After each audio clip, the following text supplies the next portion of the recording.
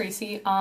If you have seen my most recent video, I think it was, where I talked about life totals, I'm like super sorry that the camera was like really weird. I just adjusted my settings a little bit so it's like a higher quality for you guys, and the camera was like, oh, higher quality, and then it like cut like part of my face off, like my head off, and it was really weird. So I'm really sorry if that was weird. So I'm testing this out. I'm sitting a little bit further back from my dresser, and I'm sitting kind of weird. I have like my knees up like crisscross applesauce right now.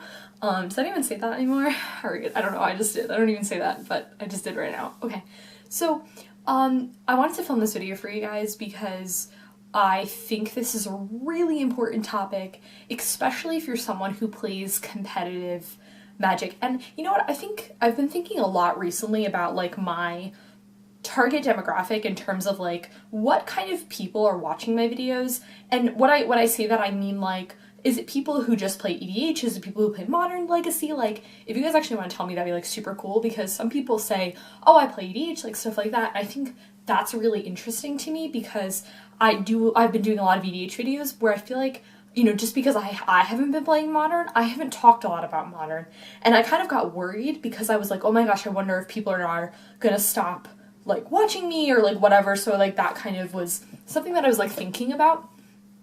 And not like I'm like, oh, let's go home and cry about it because I like, people don't watch my videos anymore. But I was like wondering, I was like, oh, is that something that's gonna happen? But this is a topic that I think is really important in terms of if you're someone who plays competitive Magic, maybe even competitive EDH though, because I feel like I have a lot of EDH players, you know, people who really like EDH because that's my favorite format.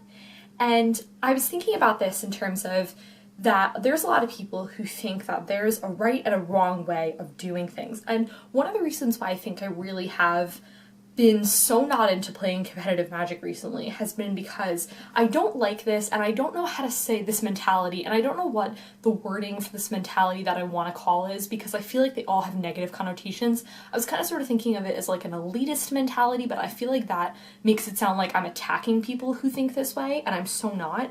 I just think that, like, oh, if you think this way, you're a bad person. Like, no, it's not like that. But kind of what I'm talking about is, you know, there's this like right versus wrong type of thing where if you build a deck, like I remember like when I played Modern, it was like if you're building this type of deck, it better look like this. These people who are really interested in building very, very formulaic, that's a really good way of putting it, formulaic decks. If you are building this deck, these are the requirements. And if you try to do something different, if you try to step outside of the box, your deck's probably really bad and it's gonna lose. And I remember that I had a really interesting time when I had Grixis Control in Modern.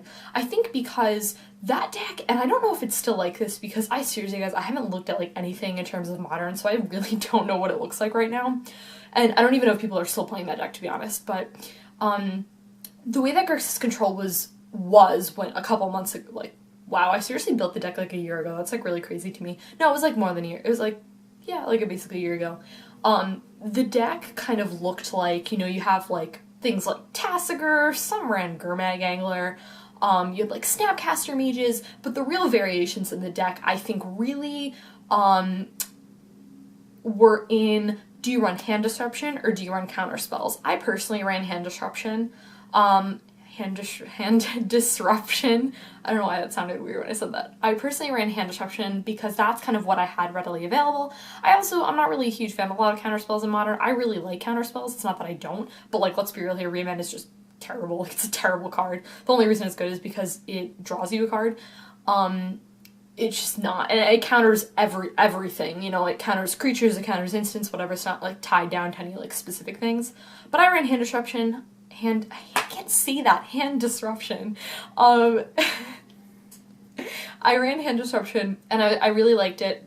That was, I think, I would say, a very major difference in a lot of decks. If you were running that or with other thing, and I don't know if there were really, like, debates on if one way was right or the other, but I remember one thing that I did in my deck, or I should say I didn't do in my deck, that people gave me so much flack for, was I didn't run Jace Vryn's Prodigy. Let me tell you something, I had Jace Vryn's Prodigy, I played with him a little bit, and I was like, meh. He wasn't bad, he was just meh. And I couldn't even tell you off the top of my head right now, like, with my deck list versus someone else's who ran Jason's Prodigy, I couldn't tell you what I was running that they weren't. Like, I don't even know. I'm trying to, like, think about my deck list. I'll list it, and it's in my tapped out below if you want to, like, check out my deck list. Hasn't been updated in, of course, months because I haven't played that deck in months. very since long given away the pieces. But, you know, maybe I was like heavy on maybe Culligan's Command, which by the way, that card's dumb, the card's stupid, I love that card so much, was like one of my favorite cards of all time, and I really miss, now I'm talking about it, and I realize how much I miss that card in like my Snapcasters, because like I have them in my, I was getting rid of some cards, I was like trading to my friend Nate, and like I had my modern deck, and because I was starting to build blue-white control, and I was like, listen, I was like, these are the cards that are for a trade in most everything, but I was like, not my Snapcasters, because I need them. But anyways, and a lot of people were giving me flack for it, and they were like, Tracy, you need to run Jace Vryn's Prodigy, and this was when, like, I had the majority of it. Like, I don't remember when really Jace became a really big thing in Modern, like, when it, you know, became a thing, but I know definitely when I built the deck, I had the deck, and I was like, alright, not really spending any more on it. Maybe if anything it would be sideboard, but like that was the time when Jace was like $60, and I was like, I'm not dishing out another $240 for this freaking card. I was like, I'm not gonna do it. And, you know, that was part of the mentality. And I feel like that's another thing too, that a lot of people have that sort of thing where like they don't have money concerns, so they're like, well, why don't you afford that? Like, why don't you buy that? Like, and I think that's a really negative sort of thing to have, and I don't like that at all, because I feel like that's a really big thing that I noticed with that right versus wrong thing. So say for example, hand disruption. Okay, so I've talked a lot about hand disruption on my channel. I have like a whole video of Thoughtseize versus Inquisition, like that whole thing, which is really cool. And I had my decision of however many I want. I don't even remember. I think I was like 3 Inquisitions, 2 Thoughtseize, something like that. That may have been right. Oh, that was another thing that people gave me flack for. They were like, why aren't you running 3 and 3? Like, I ran 3 and 2. I'm pretty sure off the top of my head from what I remember, I think I did that. A lot of people were doing upwards of like 7 or even 8. Some people were going like 4 and 4 in hand disruption. It was like an interesting topic of conversation. But anyways, like with the whole money concern, like that was a really big thing where, okay, say for example, someone can't afford, like this was, like Inquisition like significantly dropped because it was just reprinted, but Inquisition used to be like it was like $25 at one point, I remember, which is crazy when it was like more than Thoughtseize. And then Thoughtseize, I mean, I don't know if the price off the top of my head, maybe it's like 15, 20 still, it's in that range. And, you know, say you're someone who, you want to build this deck, and you like couldn't afford that, so you ran like Duress, for example. Like say you were playing before Inquisition like significantly dropped, and now it's like $5, I think, maybe even like $3. It's pretty low from last I checked, but yeah, like people giving other people really flack for like not affording like these expensive cards, and like let's be real here, there are a lot of issues with the way that the market I think is, because if you want a deck that's like not burn, like burns like let's just say like I'm like fudging prices really, but like we'll say like burns like 200 or something like that. Like you could spend 200. You could even honestly even spend less than it if you don't have fetch lands. But again, that's that right versus wrong mentality. You need to be running fetch lands in your deck. And let me tell you something, as someone who's played with fetch lands before, yes, absolutely. It's a very essential part. But you're telling people that they need to afford something, and that's one of the things that I have to say I think I'm really struggling with, because I really do feel for people who don't dump a lot of money into this thing, and even people who dump money into it but don't spend as much as other people. It's a really, really difficult sort of thing. I really feel for people who are just getting into Magic Modern who don't want to play Burn for whatever reason, because a lot of people think like, oh, like you should play Burn, it's like a really good deck to start out with, whatever. And you know, I feel like with the whole like right versus wrong thing, I think there are some things that we can all agree on. I don't know if you should run it in your deck, but it's a really good option. So let's talk about Affinity. You know what card's really good in Affinity? Cranial Plating. You should probably run that card, Cranial Plating. Cranial Plating is also like $2 or something too. Maybe that's not the best example, but I think there are all some cards that we could agree on should be, you're playing Burn, you should probably be running Lightning Bolt. Lightning Bolt's really good. It's also like $3, so it's a really good Magic card. I think there are some things that they're like quote-unquote guidelines, but I think in my build of Grixis Control, I really thought that not having Jace Vryn, sorry, there's like a little hair thing that's really driving me crazy. Okay, I kept staring at it at the corner of my eye. I was like, driving me nuts.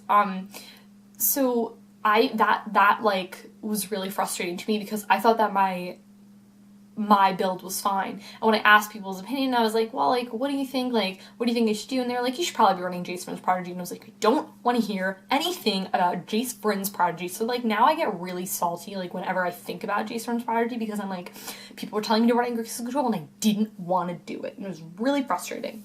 So, I really love creativity. I really love when people step outside the box. I really love when people throw in like spicy things, spicy cards. I love when people do things like that because it really does throw people off. Because let me tell you something.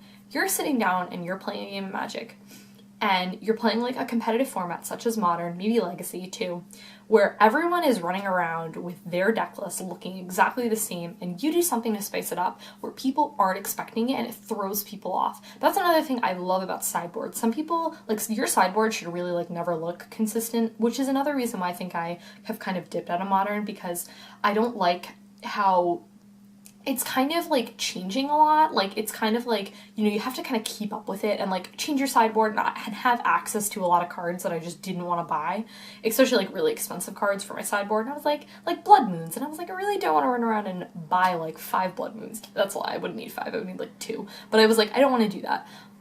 So yeah, it was like a super interesting thing. Oh my gosh, Blood Moon discussion? Don't even get me started on the card. Don't even. Yeah.